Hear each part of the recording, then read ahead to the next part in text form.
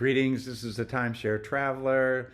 Today is episode 248. 248 Advantages of Off-Peak Travel, which is what I'm doing right now. And the overview that I'm going to cover is why off-peak travel might be great for you, and it's great for me. The first thing is you can book properties at off-peak for less than your maintenance fees if you were to book them using points. And really what that means is less than the dollar value of the points you're using. The other thing is free upgrades, and I'll go through that, and less points to book even if you use points. So anyway, let me jump right into this right now.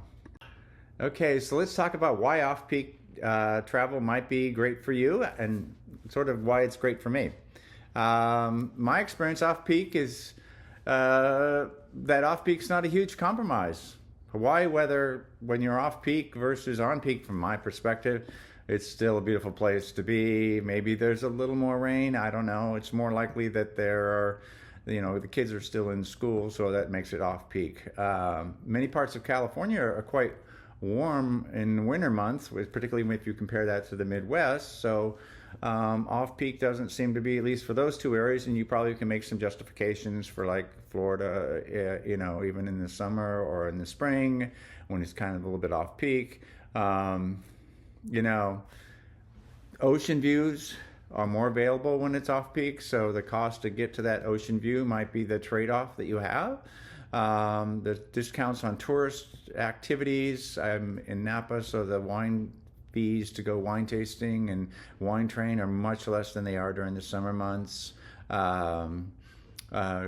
You want a less crowded experience. I've been on the Oregon coast and just had pretty much the beach to myself. It's really, really wonderful.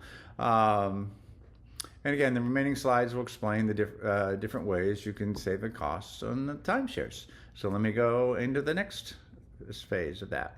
Okay, let's talk about booking for less than maintenance fees. So when I look at how many points I use, I look at how much I pay for my maintenance, and then what percentage of the points am I using of my total maintenance, and then I calculate how much it costs. So when I say booking for less than maintenance fees, what I'm doing is I'm comparing booking using points and how much those points actually cost me in maintenance fees.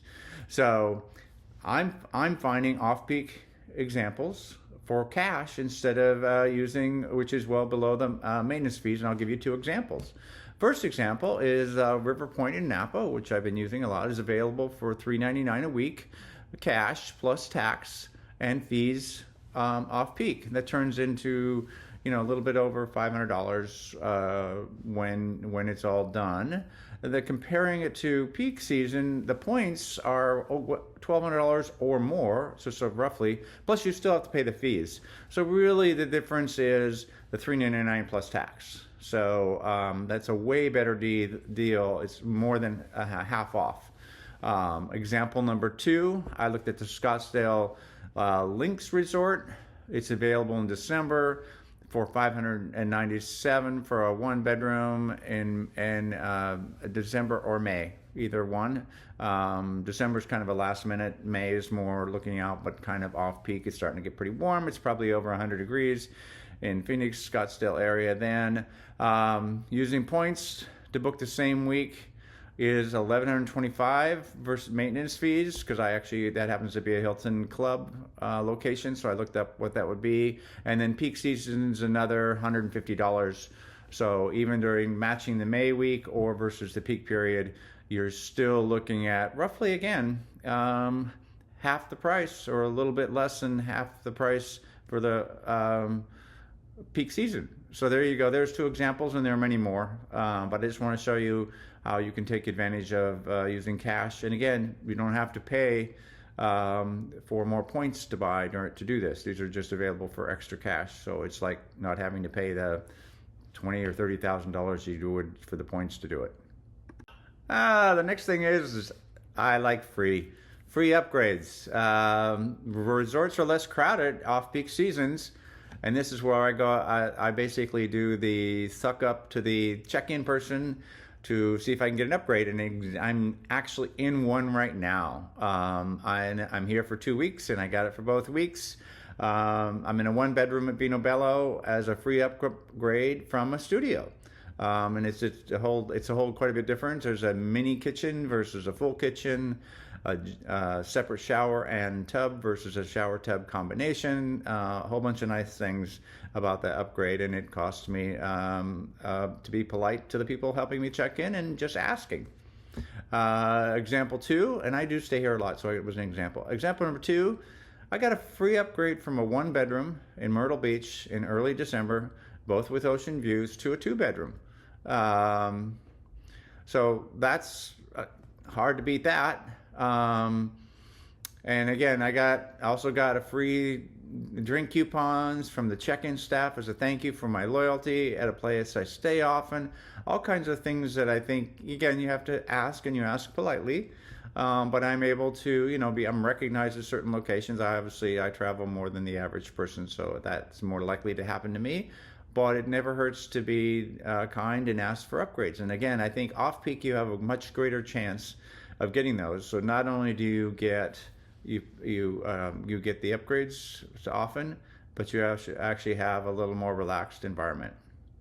And last point here is, let's talk about less points to book. And again, there's actually more availability as well. So it's not just less points, but it's usually more available than it is during the peak season. And again, if it doesn't work for you because your kids are in school and stuff like that, I totally understand. Been there, got 3 kids myself.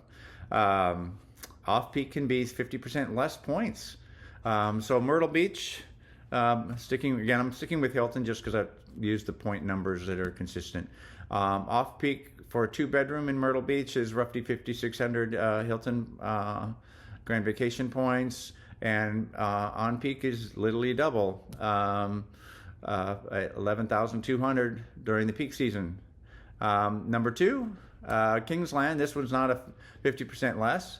A 2-bedroom is 8,000 points off-peak, and that's in May and October, versus 11,200 points. So that's about a third less, I guess it would be, 3,200 points less. So not quite 2/3 the points, I guess, a little bit less than that, maybe.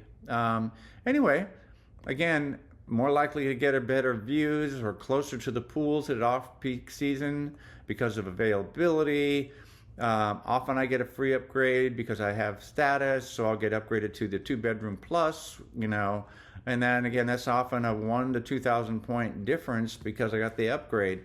And again, I'm just sticking with Hilton Honors, or sorry, not Hilton Honors, but Hilton Grand Vacation. I could do the same thing with Marriott. I could do the same thing with WorldMark as well. Anyway, hope you liked the video. Don't forget to give it a like, and if you haven't subscribed, don't forget to subscribe, and see you next time. Hi, this is Cliff, and I'm the Timeshare Traveler. Welcome to my channel. The purpose of my channel is to educate those who love traveling in timeshares. I've been an owner for 15 plus years at timeshare ownership. I have elite ownership with Marriott, Hilton, and WorldMark. I have published over 100 timeshare video reviews, and I've published over 95 timeshare tips. I can be found on Facebook at Timeshare Trav, at Twitter Timeshare Trav, and on the web at www.timesharetraveler.com.